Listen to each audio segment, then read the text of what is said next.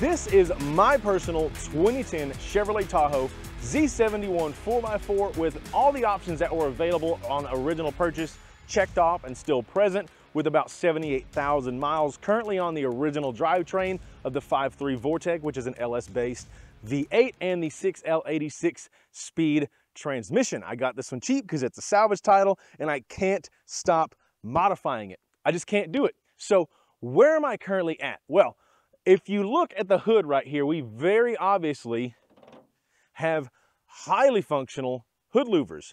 Why did I do this? First of all, intake temperatures. No, I did not have an overheating problem with either the intake temperatures being astronomically high, especially with the cold air inductions intake system that noticeably reduced intake temperatures right off the bat without any further modifications.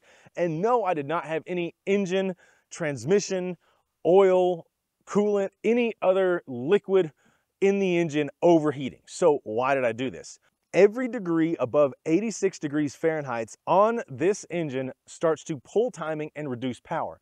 Reduced power, especially from pulling timing, usually means reduced efficiency, and it also definitely means reduced fun. So I have seen a noticeable decrease in intake temperatures, even in the most catastrophic of scenarios that you could possibly find yourself in, the school pickup line. Yes, just sitting in traffic at idle, it feels like two blow dryers just blasting hot air out from under the hood over the top of the vehicle. While driving, once you're up to speed, not only are the intake temperatures about 4 degrees lower under my exact testing scenario, which was about 100 degrees Fahrenheit, ridiculous humidity, and no crosswind, no front wind, no wind at all, just stagnant, hot, humid air. Driving about 55 miles an hour, I was getting 4 degrees cooler intake temps versus without having these vents, and those intake temperatures dropped noticeably faster from going at a standstill up to speed. So I'm dumping air faster, dumping heat faster, and also keeping those temperatures down once they get down. So I take that as an absolute win, especially for how cheap these are. These are from TrackSpec. Nothing on this truck is sponsored. I researched and I spent all of my own money getting the parts and installing the parts. I did all this with my own money. This is not a sponsored segment, but these TrackSpec louvers are great, and because there's no wicker in front of them, because there's no wicker, there's nothing really sticking out of the hood that much other than maybe, you know, a 1/4 inch above the normal hood line. I still take this through car washes. And everything that gets wet due to these louvers being here in a car wash or a heavy downpour was already getting wet from splash in from the fenders and the front wheel tire anyway. So I'm not jeopardizing any sort of reliability because I'm introducing water into the engine bay. That water was getting there anyway. These are basically over, you know, safe spots in the engine. They're not over the fuse box, not over the battery, nothing like that. But even if they were, that would still be totally fine. And this is probably the most intrusive modification, actually using a Dremel and a drill to cut out holes in the hood and then punching more holes in it to put rivets in, but it was a very easy process.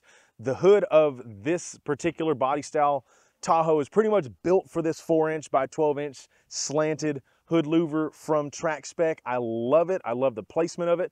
I love the heat dissipation, and honestly, it looks pretty cool too. But it is very, very functional. Very functional. I do recommend these.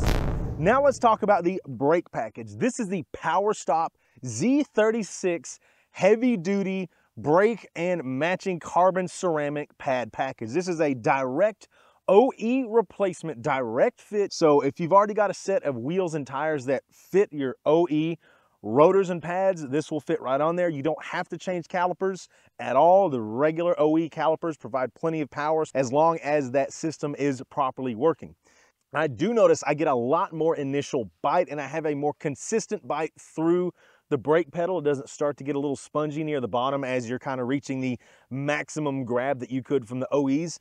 If you're not doing what I do, which is about twice a year, it goes around a dirt track and an actual racetrack on Eagles Canyon. I do one hot lap on Eagles Canyon and one hot lap in the Tahoe on their dirt track out there. But the primary function is for it to be a film vehicle. So all day we're just lap after lap after lap after lap at medium speed. even at lower speeds, I was starting to get some brake fade. And when it got to the point where I needed new rotors and pads anyway, why not upgrade them? Because the cost is not that much more for all the extra benefits you get. And before I forget, this was already in the previous video, but I get so many questions about this, the wheel tire package. Kumho Road Venture AT52 and a 275/65 R18. I love them. They perform incredibly well on the road for the amount of power and performance that this thing has to offer. I could go with some Pilot Sports or something, but I'm really not going to get much more out of this platform as it currently sits than what these offer on the road. The wet performance was way better than the Michelin Defenders that were brand new. These perform better for me as far as consistency, water evacuation, prevention of hydroplaning, even at interstate speeds through large puddles. These do incredibly well in the wet.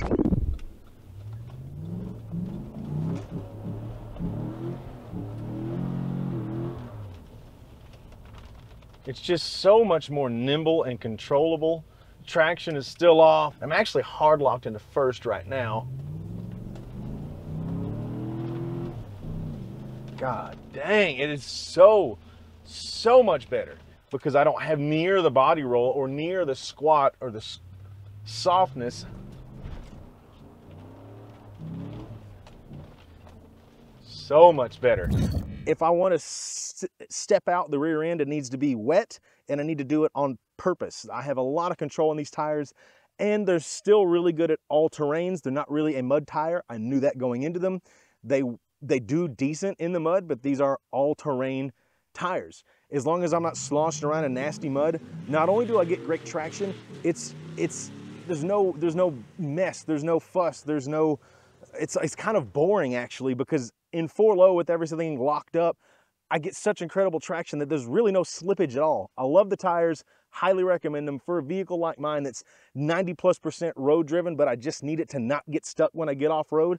These are perfect. To demonstrate the effectiveness of these Kumho AT52 all-terrain tires, I've pretty much maxed out my approach and departure as steep of an incline as I could possibly go in my truck.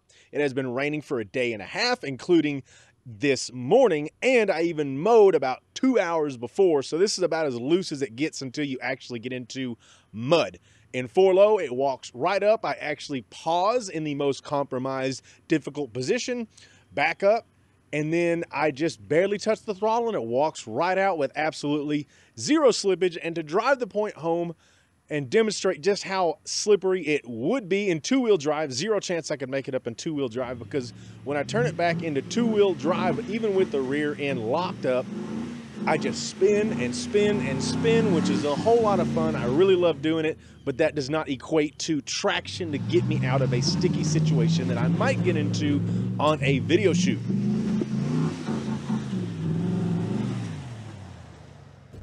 Wheels are a Raceline 950B gauge in an 18/9 configuration. Love them. They're a little bit lighter than factory. I actually lost some rotating weight, some unsprung weight off the truck going from this over a factory setup.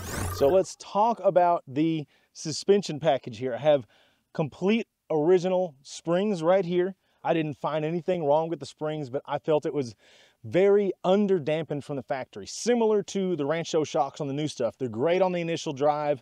They're nice and soft, but man, do they give you a ton of body roll. And because they're so soft, the tire rather, doesn't really get a chance to stay in contact with the ground on really rough, chattery terrain. So you get a lot of float, which feels great. It's nice and soft, it's fun, it's playful. But that comfort comes at the expense of control. So if you're willing to give up some comfort and get back control in relation to lowering the amount of body roll on the truck, as well as improving and increasing the amount of traction and actual amount of time that the tire is in contact with rough terrain, then getting a stiffer strut is definitely the way to go. These are the Eibach Pro-Truck Struts. They already came with press fit bushings, so all the rubber components that were touched have been replaced with new rubber components. And then if we go around back, we have the matching Eibach Pro-Truck rear struts. The front and the rear are both direct factory replacement. There was no modification needed whatsoever. Pull the old ones out, put the new ones in. I did the rears myself. I had a shop do the fronts because of the coilover. And then also you see right here, this is the Eibach sway bar. This is to reduce the amount of rear sway on the truck. I felt the front was pretty well controlled from the factory. The back was super soft, super swayy, I guess. It leaned really easy in the corners. I would like to pause right here and point out that even though the shop that did the rear end sway bar install was very reputable with an incredible reputation, the bolt has backed out and neither of the grease fittings, the Zerk fittings on this aftermarket sway bar in link have been serviced. They were not greased. It's just to go to show you that if you're going to put aftermarket parts or really any parts on a vehicle, the work should always be double checked after you've had some miles put on the vehicle with the new parts. And luckily I do have a grease gun that I service my tractor with, so I greased these bad boys up, retorqued back down that rear bolt, and now we are good to go. This sway bar reduces an incredible amount of sway from the factory, especially when you pair them with these higher pressure, more dampened Eibach Pro struts.